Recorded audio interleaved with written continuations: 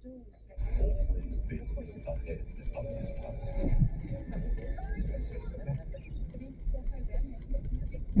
premiere på Michael Hollis, og så man fik mere så det der Hollis hvor der er ikke meget fremstillende Så de sætter ham fra bestilling, sætter en effekt ind, og når man kommer i rækken af effekter, du skal være med til at, eller ikke være med til, vi når frem til, at Jesus han skal anvende på vores bedste som er romersk henretning. den har været i skole. Der bliver han sendt fra Pilatus med handling, og han sender over til de andre hovedsønner, som heller ikke vil have noget med det at gøre, og så ryger Sat i verden, så cementerer Coppolas navn. Så jeg tager lige 10 år der. Han har solgt sin tak for vingård eller noget af det. Tusind tak. Alle og det er lidt skidt at både fordi den anden og det gode aften. Ja, det er jo sådan, så mange er glade for at eksistere, fordi den ikke ligner noget andet, og fordi at han netop bare sådan har forbudt sin egen personlige vision, uden at lytte Du kender ham som andre, der sagde, Godfather i A det Couple her of mening. Now og Organization. Er der Og nu også en noget, alder af 85, der men er Francis Ford Coppola, altså biograf, og du kender ham lidt magtværk. Don't let the now destroy the forever.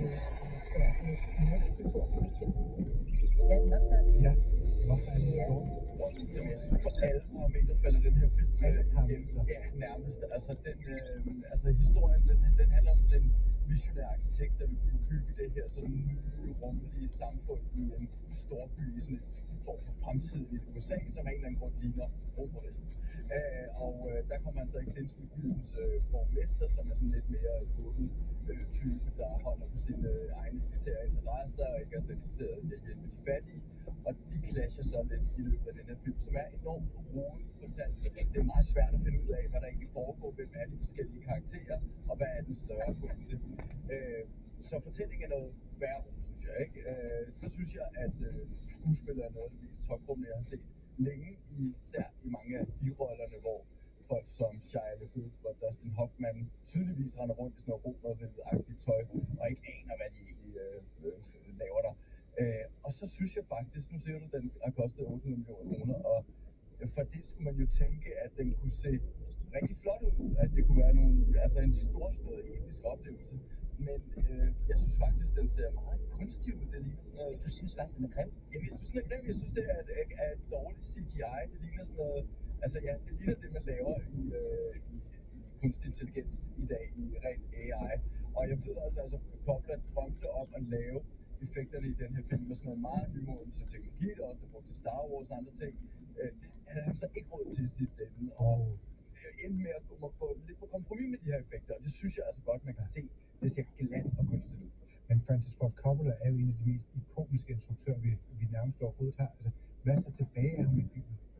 Jamen altså, man kan sige, at nogle af de temaer, der har kendetegnet Coppola helt tilbage fra 70'erne, går igen her, nemlig fortællingen om den store visionære kunstnernære type, som ligesom stod sammen med en virkelighed, der ikke forstår ham, eller ikke er klar til ham.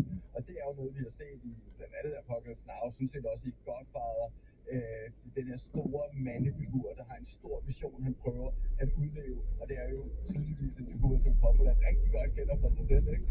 Og det tema går jo igen her i filmen, men jeg synes ikke, at han bidrager noget nyt til det tema. Jeg synes måske også, at det er et tema som, ja, den store visionære mand. Altså, vi har også ligesom været der, når man så ikke sådan får ærligt til. Han prøver at være samfundskritisk, det må vi jo give ham. Han prøver at sige, at det her er en dystopi over, hvordan jeg ser det amerikanske samfund er ved at udvikle sig, og vi er nødt til at stoppe op, hvis vi ikke ligesom Romerriget skal køre hele Amerika ud over afgrunden.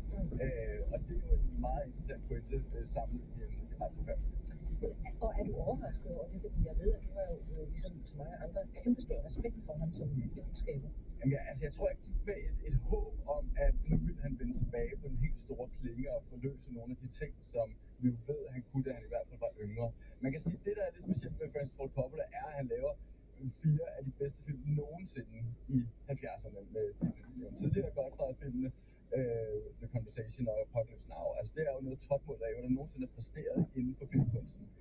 Siden har han heller ikke præsteret på samme niveau. Han har lavet enkelte udmærkede ting siden, men også mange fejlskud, mange ting, som altså nogle eksperimenter, som ikke rigtig har ramt noget. Så vi skal tilbage til slutningen af 70'erne, før han har været rigtig god. Og i det lys overrasker det måske ikke, at han ikke som 85 år lige pludselig genopfinder den unge Coppola. Men der er det så, der må man vel så, kan du slet ikke give ham nogen for at forsøge? Altså, det er da muligt. Jo, jamen, 100%, og i en filmindustri lige nu, hvor modet og ja, det risikobetonede ikke har deres særlig stor kurs, så er det jo meget spændende med en mand, der siger, jeg kaster noget af min formue efter og bare gør fuldstændig, som jeg selv vil. Det her er min mission, den prøver jeg at føre til live. Den intention kan jeg godt sætte pris på. Jeg er dog, altså man kan sige, jeg er ikke sikker på, at den her film så fører til, at Hollywood bare tænker, den slags visionære film skal vi bare have flere af, altså, fordi der er jo ikke nogen, der har ville røre den her film med en sang næsten, der er der måtte, som vi siger, finansiere det meste selv. Der har ikke været nogen af de store distributører, eller folk, der ligesom, altså, dem, der hjælper til at få en film i verden, de har ikke ville innovere sig, og sådan, så, altså, ja, på den måde er jeg lidt bange for, at han kommer til at grave graven for andre store distributører, der har en vision. Ja. Men altså, en anden anmelder på Soundvenue, altså der, hvor du skriver, giver filmen 5 stjerner, og skriver sådan her. Coppola stadfæster med Megalopolis, at han er en af filmkunstens største enere. Det er galt og genialt, til tider håbløst dårligt, andre gange utroligt fascinerende. En filmoplevelse, jeg sent kommer til at glemme. Altså, Er I enige inde på det? Det bliver hyggelig julefrokost, ikke? hvad er det skændte så?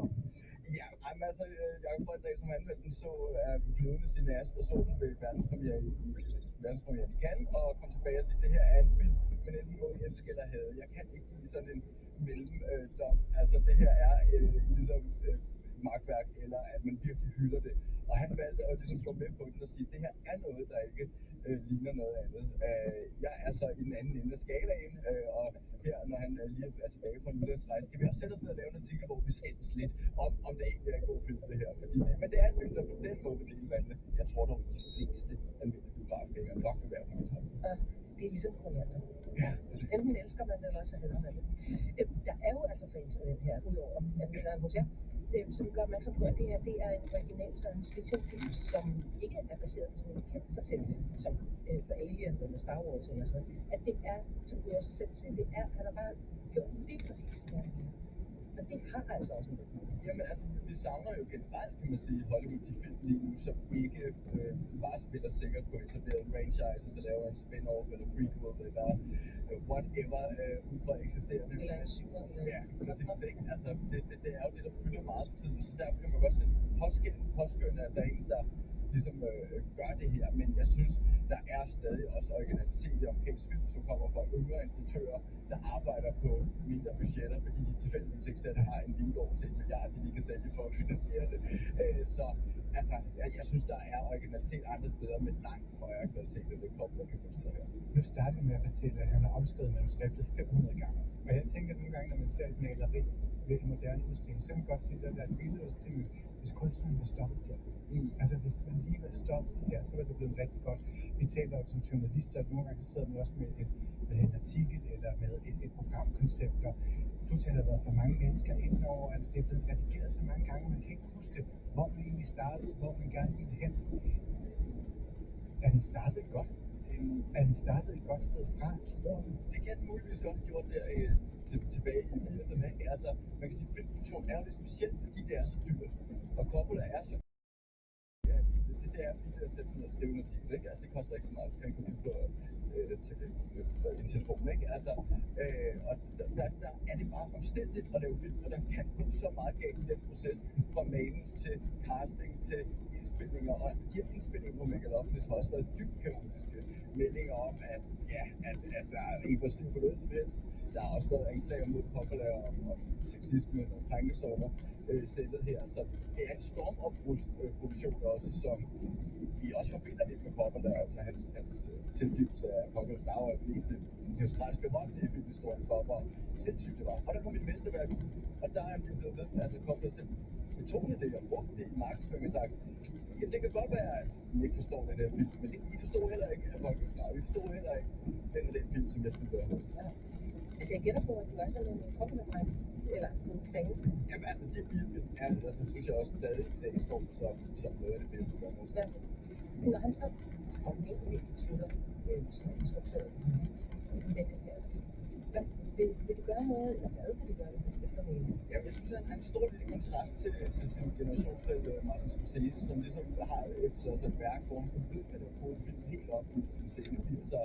Og der kommer der med at kigge på ham og sige, at han var udbegrebet af den bølge, der kom i USA der i 70'erne, 60'erne, slutningen af 60'erne og 70'erne, som revolutionerede filmen. Der lavede han sine mesterværker i ungdommens kulhed og energi, og siden blev det aldrig gjort. Det synes jeg, han sagde. Jeg vil spille af på den måde, du ser de forrige, altså de gode film på. Nej, At man tænker sådan, det tror jeg ikke. De står stadig så rent og så godt, og man kan sige, at det han fejler på nu, er jo ud af nogle af de samme kvaliteter, som gjorde de gamle film gode, fordi at den er så kompromisløs, fordi at ikke lytter til nogen andre. Så man kan sige, på den måde favner det jo forskelligt, altså den samme side af et sind, som så, hvor nogle gange går det godt, og nogle gange går det lidt. ja, tror du, der kommer flere film? Ja, man skal aldrig sige aldrig. Jeg synes altså, at Clint Eastwood er i gang med film, selvom han snart er 213 år, ikke? Ja. Altså, så de stopper jo ikke, de her ældre herrer. Altså, det skulle ikke undre mig. Jeg synes allerede, at han er begyndt at tale lidt om det. Men man kan sige, at hvis det tager 40 år igen, ikke, så begynder det at blive svært. Nej, men det kan være, at han har lært, at det skal helst ikke tage før. Tak skal du have. Jakob Lykkeson, redaktør på Soundvenue, hvor man også kan læse en positiv anmeldelse af den her film. Og Francis Ford Coppola's Megalopolis har premiere i danske biografer i dag.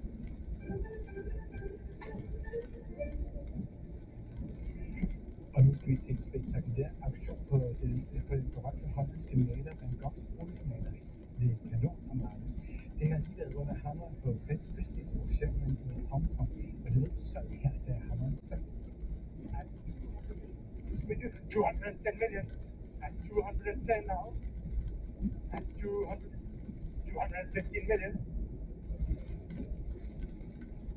and 215 million. It's back on the telephone, at 215 million for the Van Gogh shown here, at 215 million. Sure?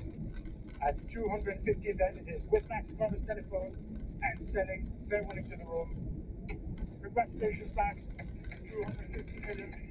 Ja, det blev altså for få timer siden solgt til en privat samler for den nette sum af 215 millioner Hongkong-dollar, og det er sådan næsten 185 millioner danske kroner. I går talte vi med kunsthistoriker og forsker på CBS, Flemming Fredrik Jensen, som beskriver billedet sådan her. Altså det er jo, hvad folk, der kender lidt til Van Gogh, vil kalde atypiske billeder. Altså selvfølgelig er det genkendeligt, men man skal have set en del Van Gogh-billeder, før man sådan lige tænker, nej, selvfølgelig. Altså strøgene er der, den karakteristiske stil og farveholdning også, men det er jo fra en sådan overgangsperiode i hans værk. Han er blæst ind fra Ny i Holland, hvor han har malet kartoffelspiserne, som alle jo kender. Ja. Mørkt, tungt og dystert, eller i hvert fald sådan, at det er blevet udlagt i kraftige farver, spartel på gult og brunt og mørkt og oliven. Og pludselig så kommer han, han har ønsket sig det længe. Han kommer til Paris, hvor hans bror Theo faktisk er og arbejder som kunsthandler.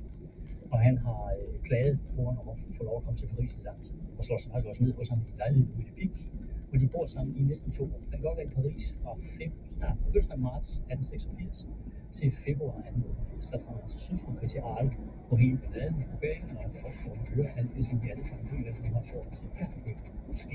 Men han suger Paris til sig, og det her er et af de billeder, kan man sige. Det er sådan meget flot og synet.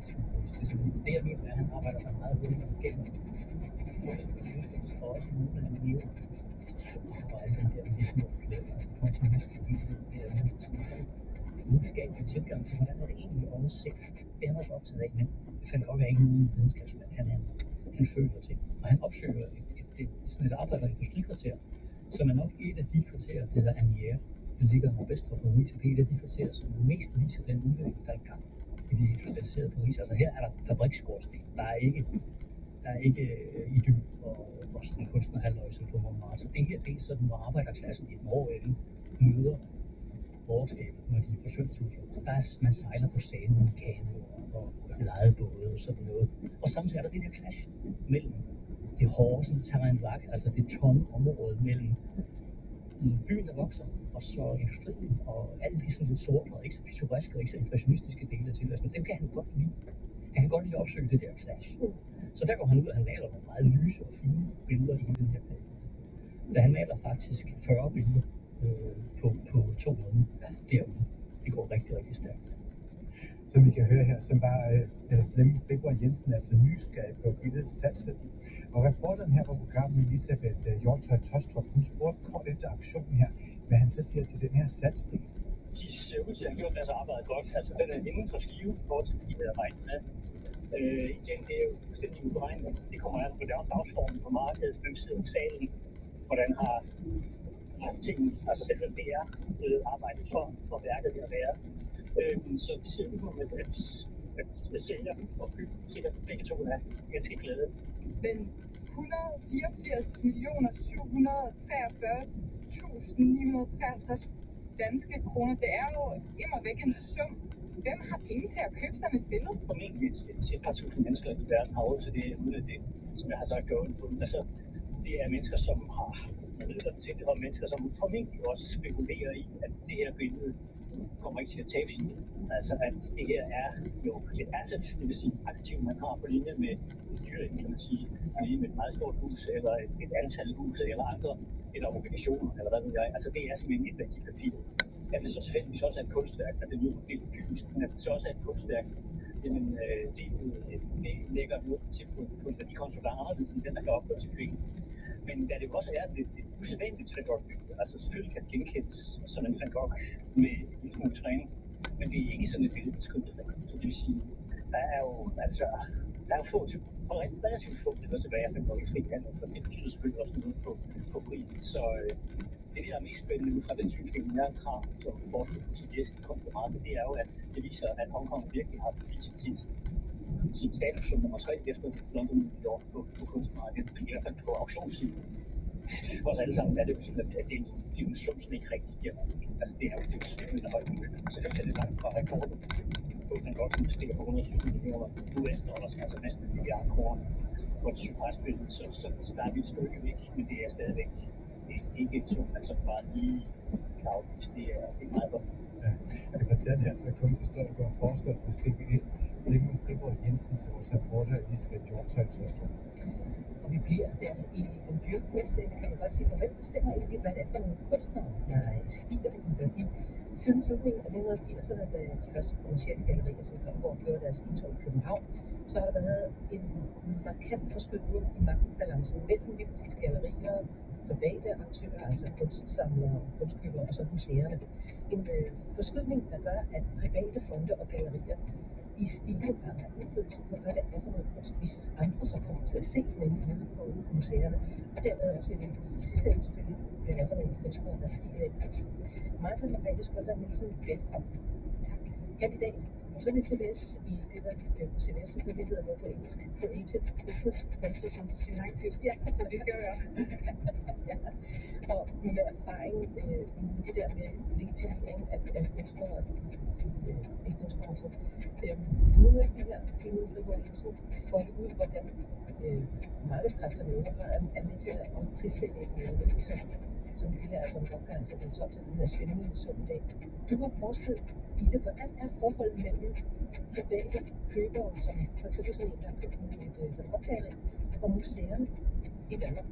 Altså især i nyere tid, som vi siger siden 1980'erne, hvor der kom et større privat marked i kunstbranchen, så er det jo nogle andre aktører end bare dem, der er med til at formidle kunsten, der har fået noget at sige. Så er der også i større grad penge, økonomien, især i grad af, at der er kommet rigtig mange penge i den her branche. Hvilket gør, at de mennesker, der sidder på de store penge, og som ligesom har de store samlinger, de kan jo med til at diktere den kunst, der er i den her samling, den får en legitimitet, som det muligvis ikke havde haft, hvis det havde været en samling af mindre stor økonomi, der lå bag. Så på den måde så er der nogle andre synergier end bare, hvad er det kunsten indebærer. Det er nogle andre faktorer. Det er hele det økosystem, som hele kunstbranchen jo på en eller anden måde består af. Altså som især de private aktører, ikke også de private samlere, ikke kun fonde og institutioner, men også i stigende grad samlere, der kan være med til at påvirke den her udvikling i prisen, og kan være rigtig volatil. Ja. Hvad betyder det for den kunst, så kan man så se, og så en privatperson også, som ikke har 185 millioner? Men det kan betyde, at det kunst, som bliver optaget i museernes samlinger, det muligvis ikke bliver udvalgt på en professionel baggrund, altså som kan være ud fra de her kunstindkøbere, der sidder på museerne. Ikke for at sige, at det ikke er det, det gør, men der er i hvert fald der er kommet en plads til, at der kan komme nogle andre mennesker ind og bestemme, hvad for noget kunst der kommer. For eksempel kunstsamlere, som har en interesse i en eller anden specifik kunstner i deres egen, man kan sige, fond eller deres egen samling, som de så ved at donere til et museum, kan være med til at påvirke, at det her stykke kunst, den her kunstner, det her kunstnerskab stiger i værdi. Men hvorfor det gør museerne, de tager kun imod, hvis de synes, det i øvrigt passer ind i deres museer? Jamen det håber vi da. Det vil jeg da sige. Det er da altid det der udgangspunkt, og det tænker jeg da også, at de gør så vidt muligt. Men i takt med, at museerne også har fået nogle færre midler til at købe og rekvirere nye kunst på ind i deres samlinger, så er det jo klart, at der er nok kommet, ikke klart, men der er i hvert fald kommet en plads til, at de måske tager imod nogle kunstværker ud af nød, frem ud af nødvendighed for samlingen. Så det kan måske være nogle andre interesser, der bliver tilgodeset, kan man sige, i de her samlinger, frem for at det er kulturarven, og det er, nu skal vi have 50-60% i kønsfordelingen, eller vi skal have mere hyggeligvis kunst ind på i samlingerne. Så kan det være, at det er nogle andre ting, der går ind og bestemmer. Så det er ikke de samme kvoter, de opererer efter, hvis det ikke er dem selv, der har fået ude og finde det her kunst. Hvis vi lige prøver at skrue tiden tilbage, altså til før, at de private begynder at have den her magtbalance, den bestod sig på grund af flere private aktører. Altså, hvordan så det ud i gamle dage? Altså, man kan sige, i gamle dage, så var det et sted, der har altid været, kunstbranchen har altid været meget kompleks størrelse, der har altid været rigtig meget hierarki, der har altid været rigtig meget image forbundet med kunst, også den hele sociale sfære for samlere, og så det har der jo stort set altid været, så længe vi har haft en kunstverden. Dog, da der var de fleste kommercielle gallerier i København kom først i 90'erne, så der har været et helt andet marked, der har været meget mere institutionsbaseret. Og der har været færre penge i de samlinger, der har været private. Så det vil sige, at de offentlige samlinger på mange måder har været med til at styre, hvad der er noget kunst, vi så. Frem for i dag, hvor man måske kan være lidt mere i tvivl om, det kan godt blive lidt mere mudret, hvor det egentlig er, at de her interesser, de kommer fra. Ja, og hvis vi lige vender tilbage til det der med, at man kan godt som kunstsamler have en interesse i at donere et værk til et museum. Prøv at fortælle, hvad det er for en mekanisme, der går i gang der. Jamen, det er jo egentlig en model, som er meget udbredt i USA, altså fordi du faktisk har nogle ret store skattefordele ved at købe et værk eller købe 2 værker af en kunstner i et galleri, og så donere det ene værk til et museum.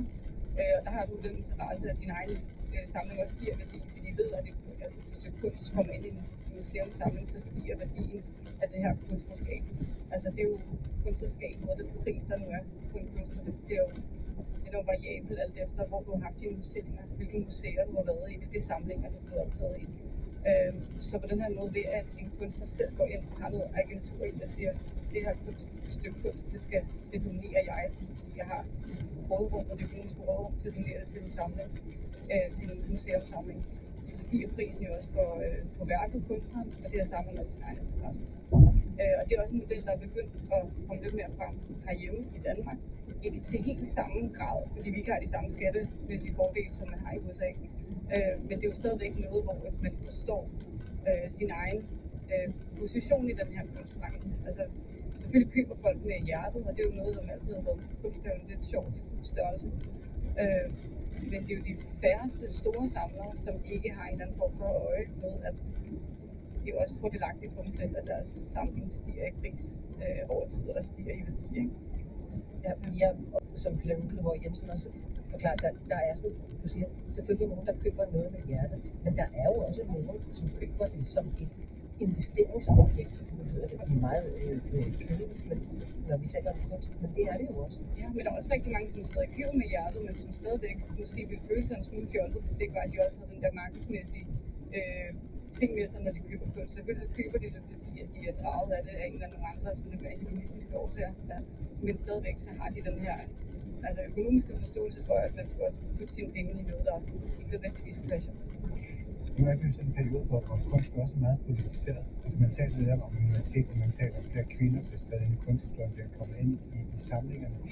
Den her sådan, den private indflydelse, hvordan kommer de to ting til at balancere hinanden, eller hvilken indflydelse kommer det til at få, tror du? Altså det kan jo være mange ting, altså i og med at samlere er så forskellige som alt muligt andet. Det er jo mennesker og individer, så på den måde så kan det være svært at vide, hvad for en motivation en samler vil have ved at donere et værk.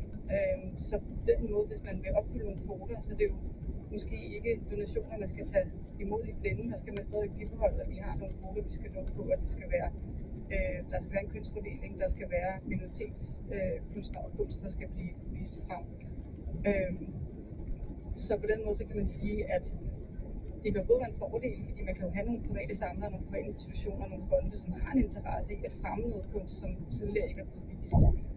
Men med det sagt, så kan det jo ikke nødvendigvis have en eller anden kausalitet i, at vi får en mere divers kulturarv eller samlinger af vores museer. Efterlyser du simpelthen en slags regulering på kunstmarkedet, når det gælder de her private aktører? Både private og fonde? Jeg mener helt klart, at der er kommet en stigning i reguleringer, også i forhold til den governance, der er i private kunstinstitutioner. Dog i forhold til museernes indkøb, der kunne jeg godt efterlyse, at der var noget mere transparens i, hvad det er for nogle kvoter, og hvad det er for nogle præmisser, de har, når de går ind og køber ny kunst. Således det ikke bliver mudret til af, at de tager imod, hvad der kommer flyvende, frem for faktisk at gå ind og tage nogle fysiske vurderinger. Hvad er konsekvenserne, hvis ikke der kommer sådan en eller anden større gennemsigtighed, som du efterlyser? Jamen, altså, konsekvensen kan jo være, at vi ikke når de her målsætninger, som der er blevet sat, og nogle af de her målsætninger, som de offentlige museer de gerne vil nå for at opnå diversitet i samlingerne. Så det kan jo resultere, at vi får udvandet hele den her kulturarv lidt, og det bliver og den kunst, vi har, ikke repræsenterer den samfund, som vi gerne vil formidle. Og nu har vi jo ikke en repræsentant for Kunstmuseum med i studiet, men hvad er din oplevelse af diskussionen om det her på museerne? Jeg oplever, at den er kommet frem i stigende grad. Der er blevet sat større fokus på det. Det er også en del af, at de legitimerer deres egen samling og deres egen institution, at de går ind og deltager i den her debat. Så jeg har en oplevelse af, at det er klart i fortsædet. I forhold til det her med samlere, der bliver værker, så det er jo en lidt nyere model. Man kan sige, det er noget, der er mindre udbredt, så om de har en eller anden specifik guidelines, eller hvad man gør i de her tilfælde. Det ved jeg ikke, om de har. Så det kan godt være, at det er noget, der er på brættet, men jeg ved i hvert fald, at de har mange af deres man kan sige, processer til at lide en kunst, der kommer op med. Nu taler vi så med Van Gogh-maleri, der er blevet solgt for 185 millioner kroner. Der er jo også masser af unge kunstnere, der er også masser af ung kunst, som har oplevet sådan ret eksploderende priser. Museerne er også afhængige af, at der er donorer, der kan købe ny kunst i en høj prisklasse, som vi alle sammen så kan se. De er i hvert fald blevet mere afhængige af det, i og med at de ikke selv har råd til at købe de her kunstnere. Man kan sige, i forhold til de unge kunstnere, som kan opleve de her store, dramatiske udfald, ikke at de kan stole på deres pris, det er jo også mest på det sekundære marked, altså i auktionshusene, som kan være med til at... Altså det er sådan lidt, hvem er det, der sidder i salen en given dag, om et kunstværk er solgt til tredobbelt, eller om det er totalt går gennem gulvet, ikke? Så selvfølgelig er der behov for, at der er nogle private midler, som er med til at sponsorere. Tak skal du have. Martha Margrethe Skjoldal Nielsen, kandidat ved CBS Creative Business Processes. Wow, sikkert musik for dig her.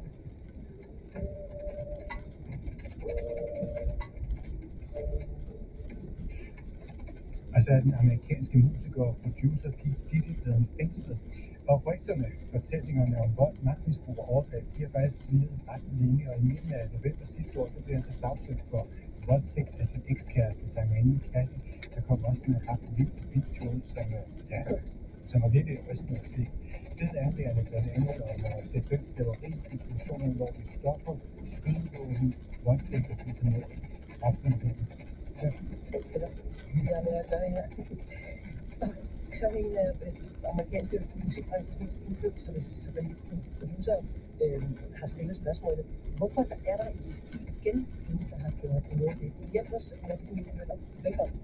Tak skal du have. Kulturminister og DJ Sean Combs hedder han også.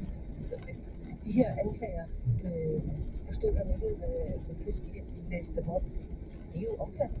det må man sige. Det er meget, meget alvorlige sager. Det bliver måske ikke mere alvorligt. Vigtigst af alt sex trafficking er en anklageren har. Han simpelthen har betalt for, at der bliver sexarbejdere ind på tværs af landegrænser. Og det er derfor, at Homeland Security er en del af hans sag.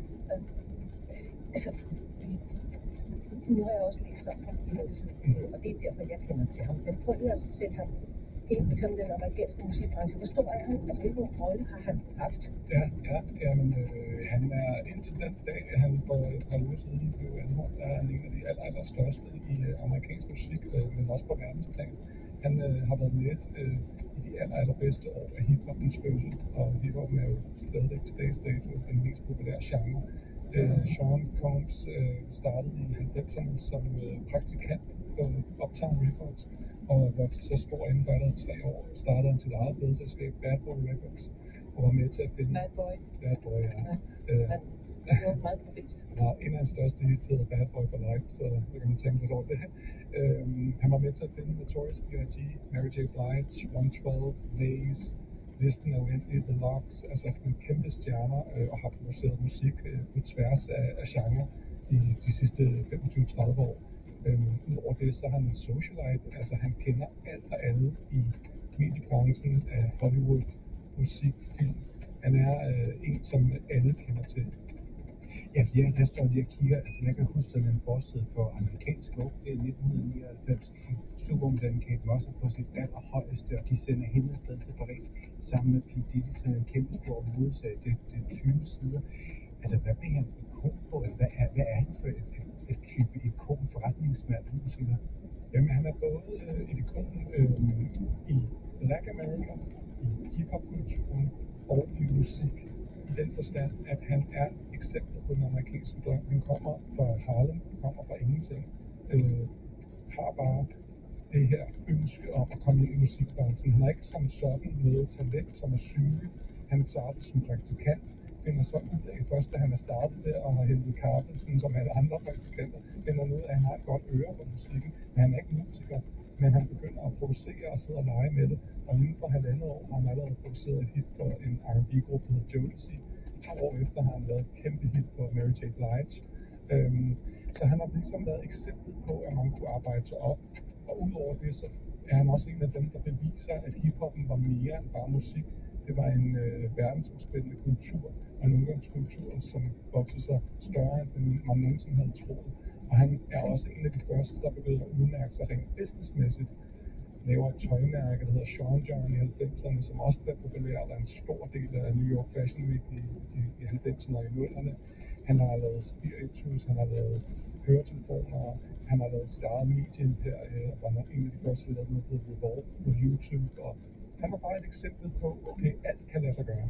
Ja. Og nu skal du lige hjælpe mig, fordi det her er en verden, jeg ikke er så hjemmevandt i. Der er en rapper, der hedder Usher. Og han har slettet i weekenden hele sådan hans historik på X, det gamle Twitter, med henvisning til, at han var blevet hacket. Og han har en mangeårig relation til P. Diddy. Her fortæller han i en podcast, hvordan han, da han var 14 år, boede i et år hos P. Diddy for at lære lidt om livsstilen. I lived with Sound Puppy Combs for a year. That's the crazy thing. Now, that was L.A. Reid's idea, right? We're sending you over to something called Puffy Flavor Camp. There you go. To learn Flavor Camp? Yeah, that's what it's called. And you're going to go to Puff Daddy's. In the 90s, do you understand what that's like? Puffy's place was like just filled with chicks and orgies nonstop, right? No, not really. I mean, but there, hey, it was curious. I got a chance to see some things. Ja, hvad hører du her? Jamen altså, Usher, som jo er en legende i sin egen ret, R&B-sanger, stor sanger, som stadig er på tur lige nu, og som snakker. Vi hører om en ung dreng som 13-årig, som bliver sendt ud til New York for at bo hos Diddy, fordi han mener, det er en god idé at lige lære ham lidt flavor, som man kalder det i hiphop-sprog. Give ham noget smag, give ham en forståelse af, hvad man kan opnå, hvis man drømmer stort. Og der er han et år, og som man siger, I saw some curious things. Altså han har set nogle ting, som man nok ville ønske, at han ikke havde set som 13 år. Og det er blevet så slettet i weekenden. Hvorfor blev der reageret så voldsomt på, at Usher ligesom sagde væk med det? Ud af verden? Jamen det handler om timing. Altså sådan simpelthen, det er meget mistænkeligt, at man går ind og sletter sin historik på X på den måde. Slettede næsten 6.000 af sine egne opslag, og har været til ude og forklare, at det havde været, han havde blevet hacket simpelthen. Det er lidt underligt. Der sker mange underlige ting lige nu. Ja. Ja, det bliver jo søgt i alle, der har haft et forhold til ham, hans gode venner og sådan noget. Justin Bieber er også i søgelyset, og der er dukket det her 15 år gamle klip op, hvor Bieber fortæller, at han har fået foræret en bil af Diddy, og nu skal det ud og gå crazy, som Diddy siger. I don't have legal guardianship with him, but for the next 48 hours, he's with me. So, then we gonna go full, bubble full crazy. Going crazy. Crazy. I'm taking this out tonight. What you wanna do? What you wanna do in the next 48 hours? 48 hours. Let's just go get some girls. Let's go and get some girls. 15 år. 15 år gammel, man kan nærmest mærke det, med det er en voksen mand, der sidder med en dreng. Hvad fanden var Bieber og Diddys relation? Jamen, Bieber havde et stort ønske om at lave en sang med Diddy. Han er simpelthen vokset op som fan af hele den der kultur og alt det flashy, som Diddy stod for, og havde en drøm om at lave en sang med ham. Så han rakte ligesom ud, og Diddy han udfriede hans ønske i den her nu notoriske virale video, som er 48 Hours with Diddy, hvor Justin Timberlake får lov til at opleve verden omkring Diddy. Og stemningen er rent udsagt rigtig ubehagelig i den her video. Man kan mærke, at det er som om, at de klinger ikke på det videnskabelige punkt. Det er meget sådan forceret det hele, og derfor så gør den også viralt i dag. Der er jo rigtig mange, der må have vidst noget om, hvad der har foregået i årevis. Det er i hvert fald meget, der tyder på. Hvorfor har ingen sagt noget? Altså, jeg mener, i vores tid. Jamen, rigtig godt spørgsmål, men man kan koge det ned til, at mænd med magt og rigtig mange penge i USA, de kan overleve i rigtig lang tid, før de bliver fældet. Nu lever vi heldigvis i 2024, en tid, hvor folk tør at sige fra, og det valgte Cassie ligesom at få bolden til at rulle i november sidste år. Og da hendes video... Hans ekskæreste. Og videoen af hende, der kom frem i maj, da den ligesom kom ud, så var det som om, at folk begyndte at lytte. Men det har ligesom været...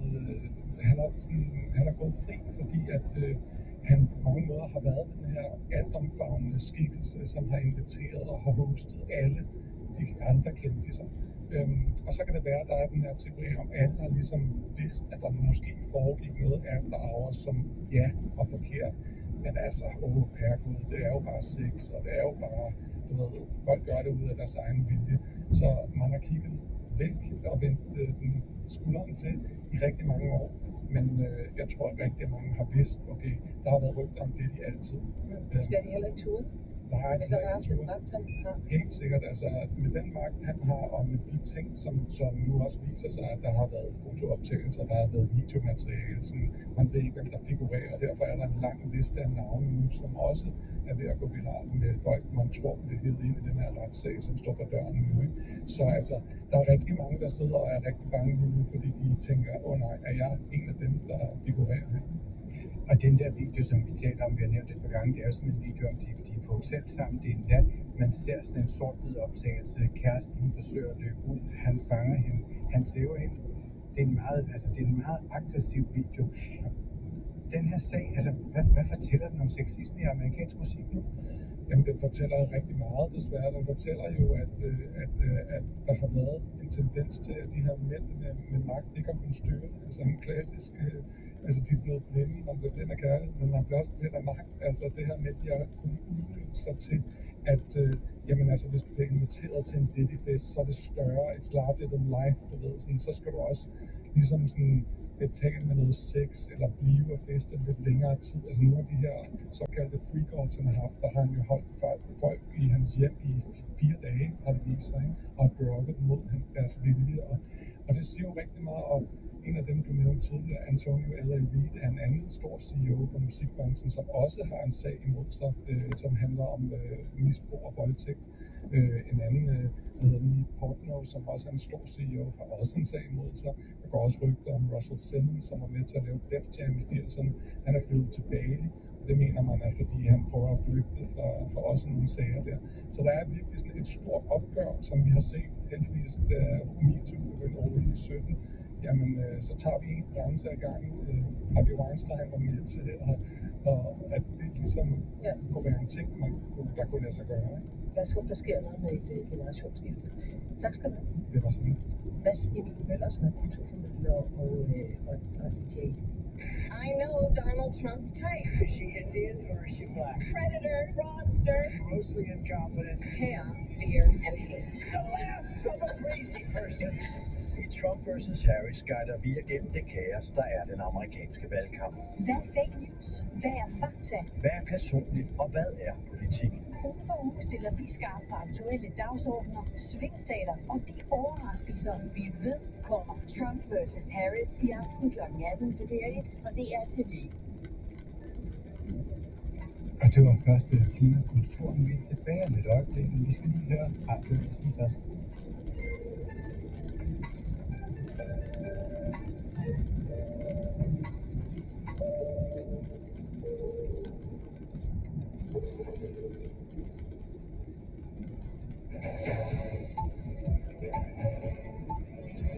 Netop i disse minutter er en 35-årig mand i grundlovsforhør ved retten i Aarhus.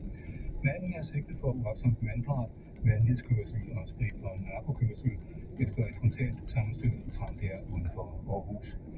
3 ældre mennesker mistede livet, da manden i sit køretøj kørte frontalt ind i deres bil. 2 andre blev hårdt kvæstet. Det er kommet frem, at manden var påvirket af blandt andet lattergas. Ulykken skete, da han kørte 114 km i timen. Manden blev fremstillet en absentia, det vil sige, at han ikke selv er bestillet i retten, han blev kvæstet og er indlagt til behandling. Ifølge serien Radiovisen og følgende udsendelser. Dårligt miljø i vores farvande har ført til fiskedød, fedtemøg og grumset vand. Men en ny rapport bestilt af regeringen peger på 4 steder i landet, hvor havet godt kan tåle mere forurening end tidligere anbefalet. Og formanden for Danmarks Sportsfiskerforbund, Torben Kunz, frygter, at det giver endnu færre fisk. Det er Lillebælt, det er Vejlefjord, det er Sydfynsk Øhav, som er altså stort set uden ilt for øjeblikket, og der vil man slet ikke på indsats. Jeg synes, det er helt forfærdeligt. Rapporten kommer med 3 bud på, hvor meget kvælstofudledningen skal reduceres med for at skabe et bedre vandmiljø. Og hvilken model politikerne vælger, det er af stor betydning, vurderer vores klimaanalytiker Philip Knart. Det er det både af hensyn til, hvad der skal ske ude i landskabet. Skal vi omlægge landbrugsjord til natur, rejse skov i stedet for eller lignende? Eller skal vi for eksempel genoprette søer og så videre? Og så betyder det selvfølgelig også rigtig meget for de landmænd, der er rundt omkring, hvilke krav kan de blive mødt med, som kan presse deres bedrift. Israelske jagerfly har angrebet infrastruktur ved den libanesisk-syriske grænse for at stoppe transport af våben fra Syrien til den militante bevægelse Hizbollah i Libanon. Angrebet kommer i kølvandet på et angreb i nat mod ca. 75 mål tilhørende den militante iransk støttede bevægelse, oplyser Israels militær. Det drejer sig om våbenlager og affyringsklare raketter i den østlige region Bekaa i det sydlige Libanon, og blandt de ramte mål er desuden, hvad Israel betegner som terrorinfrastruktur. Udenrigsministeriet i København har i nat været ramt af hærværk, der er kastet rød maling mod en bygning på ministeriets matrikel på Christianshavn. Desuden er der med rød farve skrevet politiske budskaber med relation til den aktuelle konflikt i Mellemøsten mellem Israel og Hamas og Hizbollah. Politiet efterforsker hærværket. Og regnen fortsætter i det sydlige egne dog perioder med opholdsvejr og temperatur mellem 12 og 16 grader. Og lidt til frisk vind fra øst og sydøst, senere lidt til hård vind fra forskellige retninger ved kysten stedvis kuling. Det var Radiovisen kl. 15 med Britt Møller.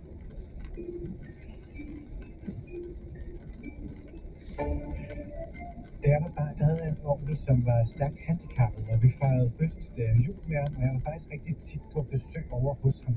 Han boede nemlig lige i et hus lige på den anden side af vores baghave.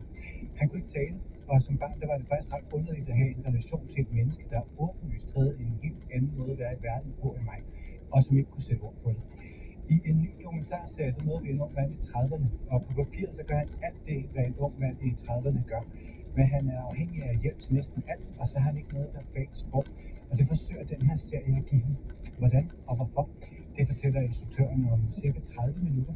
Og så skal vi også blive nogle helt utroligt omtalte og skandaliserede lover på et orgel. Kunstneren bag hedder Thomas Klubbe, og de er skabt til et år i Næstved. Men så var der et såkaldt lågeudvalg, som insisterede på, at lågerne skulle dekoreres rundt i kanten med bladguld. Det ville kunstneren ikke have, og så gik sagen i retten. Nu har han vundet. Lågerne bliver hængt op. Vi overvejede selvfølgelig, det er et meget, meget, meget store øjeblik. Det her er Kulturen med Chris Pedersen og Karen Sikker. Det er sådan cirka 55 år siden, at vi definerede noget som provokunst for første gang. Og siden da har begrebet været sådan en ret fast del af den danske kunstforståelse og samtale.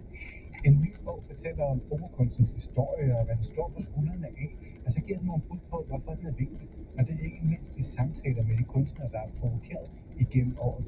Og forfatteren har vi inde i studiet nu. Dig, Niels Fred Nielsen. Velkommen. Tusind tak. Og tillykke med bogen. Tusind tak.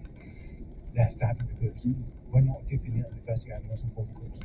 Provokunst blev for alvor provokunst i 69, da Bjørn Nørgaard gik ud på en mark op i Nordvestjylland, Kirke Hyllinge, og der sammen med en slagter porterede en hest og lagde resterne af hesten i syltetøjsglas og ville have dem med på sin udstilling sammen med simpelthen op på Luciana. Det vakte en vældig furore. De kunstnerne endte med at udvandre fra udstillingen, fordi folkene op på Luciana ikke ville have resterne af den her hest udstillet. Og kunstneren Bjørn Nørgaard, han måtte gemme sig i flere uger, fordi folk var simpelthen så ophidset over det. Men det han gjorde, det var jo, at han tog kunsten ud i hellige haller, ud på en mark, og så havde han fået Ekstrabladet til at gennemfotografere den her aktion. Så selv jeg, der var en lille gut på 14 år på det tidspunkt, jeg sad jo med åben mund og på næste dag, jeg læste avisen og tænkte, tænk, kan man virkelig finde på det her? Hvordan kan man gøre det? Så det gjorde dybt indtryk på mig, og det var sådan set det startede, og provokunsten blev rigtig provokunst for alle. Ja, samtidig med, at hans kone, hvis nok lige året før, ja. Nu kan lytterne, og vi jo ikke se, hvad der foregik, men det kan du beskrive. Ja, vi er i Børsen. Vi er i Børsen et lille år efter, som ifølge min. Nej, det har du ret. Det er et lille år før. Det er 70, vi er til hestopnåelse, så det er 69, vi er her på Børsen. Bjørn Nørgaard og hans kone, Lena og Petersen, de købte en taxa fra Frederiksberg til Børsen, den nedbrændte Børs, som var flot og i vi gør på det tidspunkt, fyldt med børsmalere. Da de står ud, af taxaen, så tager Lena eller Petersen alt sit tøj af, og hun tager et kors over skulderen, og så går de ind, mens Bjørn filmer, og en komponist, de har taget med, han står og spiller nede ved indgangen. Og hun går så i de her 15-20 sekunder, du lige spillede, der går hun nøgen op gennem Børsen. Det er klassisk provokunst. Vi ser de her spillere stå. Det var vildt. Altså, det var totalt vildt. Vi kan jo huske det i nu, og de der har oplevet det. Det var fuldstændig vildt. Hun forsvinder igen. Men man taler jo om det stadigvæk, fordi hvad handlede det om? Kristus var lige pludselig en kvinde. Sådan nogen som mig, vi har i hvert fald lært i skolen, at hvor herre Kristus deroppe, han sad op på den anden side af skyen, det var en ældre herre med lang skæg. Pludselig var det en kvinde. Pludselig var det en nøgen kvinde, der stod over for pengemagten. Det var de år kvindebevægelsen var ny. Også kampen mod kapitalismen. Venstrefløjen var rigtig stærkere. De harcelerede mod kapitalismen, og her stod vi så ene kvinde, stod hun op over for den samlede kapital. Så det var sådan meget symbolbladet, meget smuk egentlig politisk happening, men jo også, jeg satte spørgsmålstegn ved alle vores værdier og vores tro. Jeg synes, når jeg ser billeder nu, og nu er jeg jo lige et par år yngre end jeg, altså jeg kan stadigvæk, jeg kan godt huske, at det har lært om det mange gange, men billederne står nemlig enormt stærkt, altså der er billederne fra hele den her happening, de er sindssygt smukke jo. Men altså, kunst har jo altid provokeret, også før 1969. Når du så ser provokunst, hvilken type kunstnere står det så på skuldrene af? De står på skulderen af, i Danmark vil jeg sige, at vi ser den rigtig første provokunstner i 1922, da den unge Rudolf Rome Johansen, han udgiver en digtsamling, inspireret af tysk ekspressionisme. Den hedder Blod. Den handler om et stort problem på et tidspunkt, illegale aborter. Den handler også om prostitution, om sex i nattelivet og druk. Han har rigtig været i Berlin på scenen. Den udkommer, og den er dog nok udkommet, før den bliver beslaglagt af politiet, og han bliver anklaget for utugt. Da han så skal komme i retten for retten, så tager han alle sine venner og tilhængere med og omdanner retssagen til et mindre cirkus eller tivoli. En dag vil vi kalde det en happening. De råber og skriger har plakater med, og jeg ved ikke hvad. Og det er på forsiden af alle aviserne. Det var ikke så mange som i dag, men der var alligevel aviser. Det er på forsiden af alle aviserne. Broby, han bliver landskendt overnight, bogstaveligt talt. Og når vi taler om lyrik i 20'erne i Danmark i dag, så er det jo hans digtsamling, man siger. Hvis I slår op i litteraturhistorien, så var det der, modernismen startede i Danmark. Og så har der jo siden været adskillige navne, som både vi og lytterne kender fra vores tid. Altså Jørgen Nash, som vi tror skar hovedet af den lille havfru. Vi ved det vel egentlig ikke rigtigt. Nej, vi ved det. Vi har aldrig fået det opklaret. Han antydede, at der blev anholdt for det, men sagen blev aldrig opklaret. Men igen, han omdannede det også til en kæmpe media-happening. Hovedet var skåret af havfruen. Politiet efterlyste, eller ville finde havfrumorderen. Han påstod, at han var det, og så påstod han, at han kendte morderen. I hvert fald så kørte han følgetong i medierne i flere år.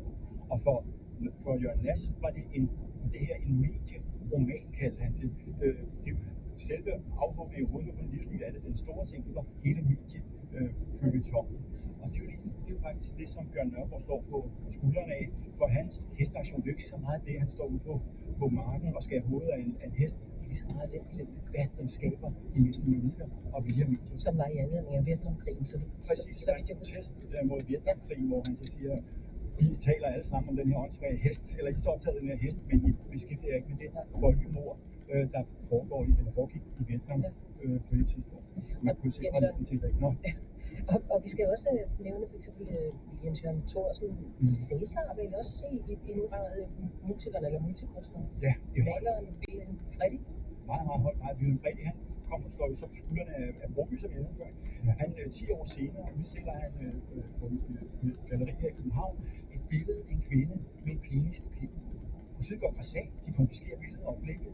Han får 10 dages fængsel for pornografi som videre. I dag er pornografien jo ophævet og så videre, og Wilhelm Freddy er vores største surrealist. Og som du nævner, Cæsar, folkesangeren, ham med det store stykke Springvand, han kommer jo ind på Strøget i midten af 60'erne, da Strøget bliver til en gågade. Så indtager ungdommen. Man kalder dem faktisk kroger, og det er også finansministerens søn, Ole Grønberg, der kommer ind i bagdel og så videre. De kommer ind, og de siger, Strøget er også vores. Vi vil have lov at stå her omkring Springvand. Det vil politiet og handlen ikke have. Han griber sin guitar, Cæsar og synger om det her Springvand, bliver så anholdt. Og dagen efter går Jørgen Nass og Jens Jørgen Thorsen, som vi også kender fra Jesus sexliv, må jeg lige sige. Ja, filmen der aldrig blev til noget. De går alle sammen i demonstration for Cæsar og for retten til kunstnerisk ytringsfrihed på Strøget.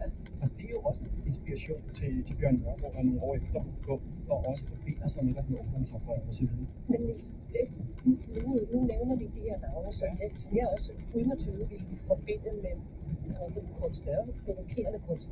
Men hvordan definerer vi egentlig det? Fordi det kommer vel også lidt an på, hvor nemt man har ladet sig provokere.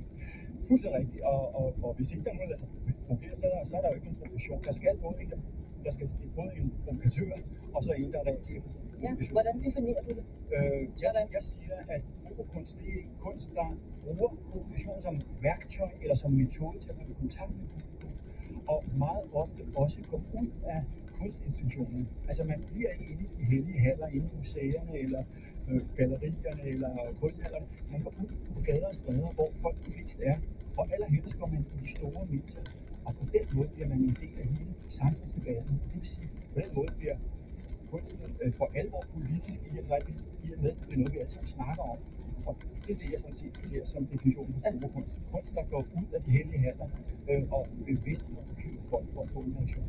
Er det helst tabloidpressen? Du nævnte Ekstrabladet tidligere, men der er jo også en forskel på, hvilken type debat den starter. Provokunsten, det var den bedste i boulevardpressen. Jeg har snakket med Bjørn Nørgaard om det her, og han siger, at hvis det havde været i dag, så havde han sikkert brugt Facebook. På det her tidspunkt, lige præcis.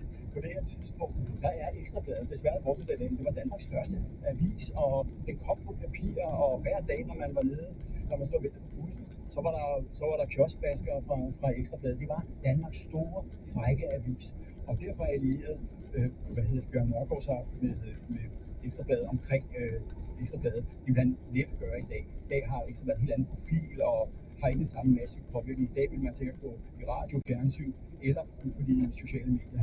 Det vil han selv, det var det, han selv sagde. Så hvad skal man sige, platformene skifter, men det der med at komme ud af de lukkede rum, ud af den, hvad skal man sige, de elitære elfenbenstårne, der hvor de fine sidder og definerer, hvad der er kunst og ikke kunst, ud i den friske luft. Det er noget af det, der er karakteristisk for provokunstnerne. Og så beskriver du også i bogen, at det bølger jo lidt op og ned. I 80'erne og 90'erne bliver kunsten sådan mere indadvendt. Altså den kommer til at handle mere om, hvordan vi har det. end sådan de store politiske temaer. Hvad er kræver provokunsten som begreb? Kræver den, at der foregår meget politisk? Er den knyttet sammen med store politiske dønninger? Jeg tror i hvert fald, at den kræver en reaktion. Og den kræver, at den, altså nogle dybe spark i bolddejen, om så må sige, ikke? Altså, at man virkelig har fat i noget.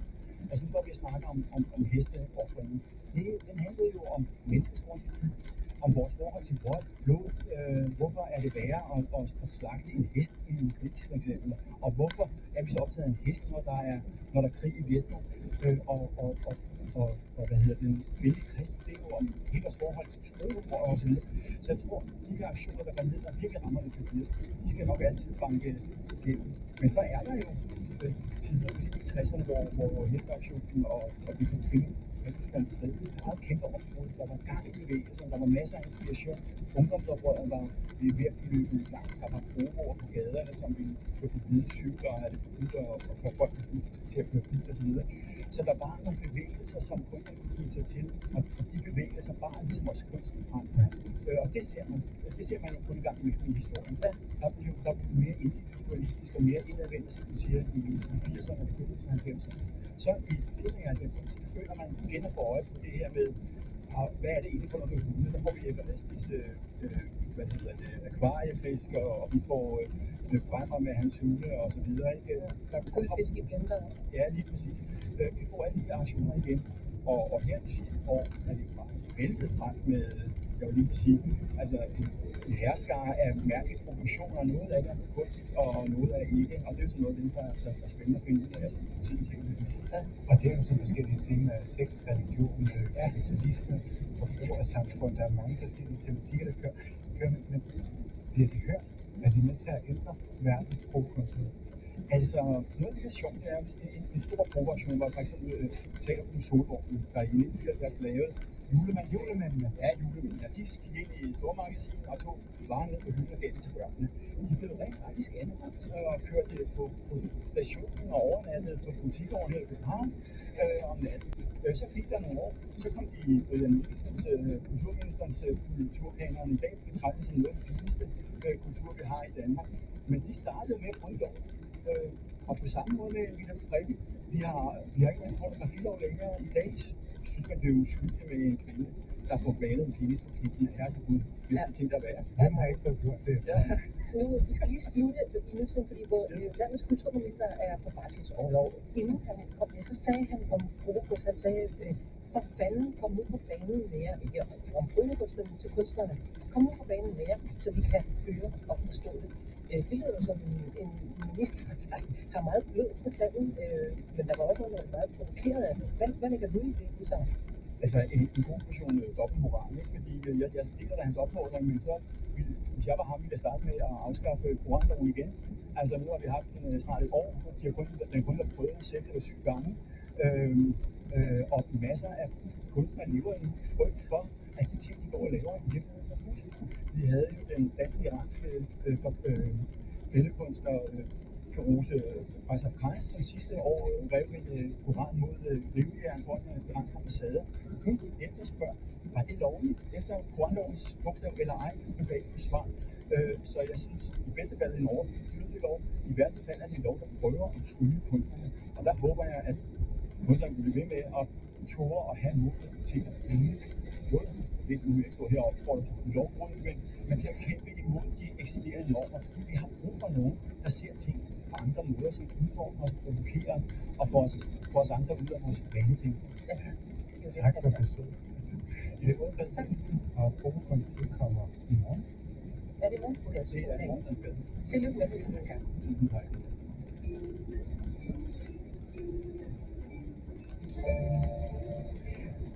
I går aftes, der skete det endelig. 2 lover, der havde omdrejningspunktet i retssag om madbrug og ophavsret, de kunne endelig hænges op på deres tiltænkte plads på Svaneredovnen i Sankt Peders Kirke i næste uge. Og det er jo altså, som vi også sagde i starten, en meget, meget stor konflikt, der har været om de her lover. Det er kunstneren Thomas Kluge, der har malet dem. Og det hele begyndte med kirkens organist og det, der hedder loven i ministeriets form, at det er fint nok at knuse låger, men det ville være rigtig fint, hvis de rundt i kanten havde sådan nogle bladguld. Det ville Kluge ikke gå med til, fordi det ødelagde faktisk, det han havde tænkt med motiverne på lågerne. Men de fik altså guld alligevel. Og så stævnede Thomas Kluge menighedsrådet og krævede et fogedforbud. Det her har vi været omkring forskellige gange, og nu er sagen sluttet faktisk for et par år siden. Menighedsrådet måtte altså tage imod et nederlag og hive pengebogen frem og betale sagens omkostninger. Og så var der en konservator, som blev sat i gang med at rense lågerne for de guld, som var blevet fået til værkerne. De har hver en størrelse på cirka en kvadratmeter. De viser ærkeenglen Gabriels besøg hos Jomfru Maria for at bebude, at hun nu skal være frugtsommerlig.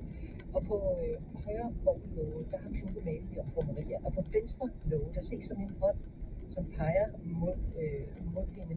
Og de to motiver er så malet på en sort baggrund. Ja, og det sidst her på kontoret talte om Thomas Kluges låger, der havde vi også mediejurist og professor i æstetik, Sten Schaumburg Müller med ude. Og han fortalte blandt andet om, hvem der helt grundlæggende har rettighederne til sådan nogle malerier. Det er jo sådan, at ophavsretten, som det hedder, opstår hos kunstneren. Og så kan kunstneren jo så i en eller anden omfang sælge værket. Og der bliver jo opstillet, eksemplarer, der bliver solgt mere i ophavsretten. Og så er der, ophavsretten har en særlig rettighed, der hedder ideelle rettigheder, det hedder navnskydningsret og respektret, som jo er relevant i det her tilfælde. Og det vil sige, at selvom man erhverver sig et stykke kunst, så har man ikke bare,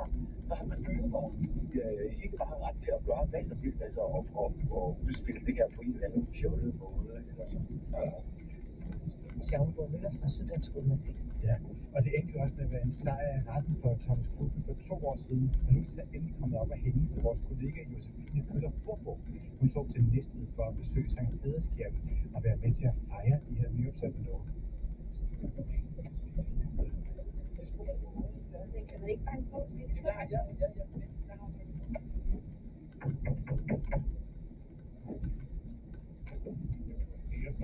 Jeg har nærmest på albuen. Okay, du har haft albuen i brug. Okay, så... Vi troede, at festlighederne skulle til at starte helt uden problemer. Men Thomas Kluges låger, som i løbet af dagen var blevet hængt op og belyst på den helt rigtige måde, så de tog sig bedst ud, ja, de var altså låst inde i kirken. Og der stod vi på den anden side og manglede en forklaring. Dørene var altså blevet smækket i for kunstneren selv, og årsagen var der tvivl om. Men der spredte sig en bekymring for, om det nu var et tegn på, at dramaet om lågerne fortsat var i gang.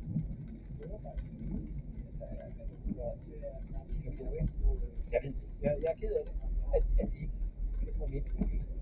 Ja, det forstår jeg da godt. Nu når de lige er blevet hængt op og har fået lov til at bryde kirken. Ja. Ja. Der kommer. Nu spiller vi noget.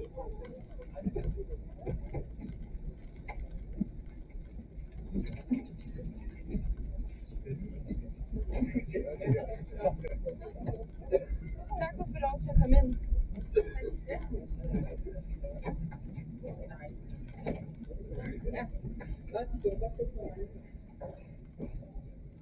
Nå, Thomas, hvor er det, ordet er henne? Den svanerede orgel. Og de der love var egentlig ment som, at man kunne lukke for svalerne i byggereder i Filmfjordpiberne. Så vi er lige trådt ind i kirken her, efter at vi lige har været spadet ude i en halv times tid.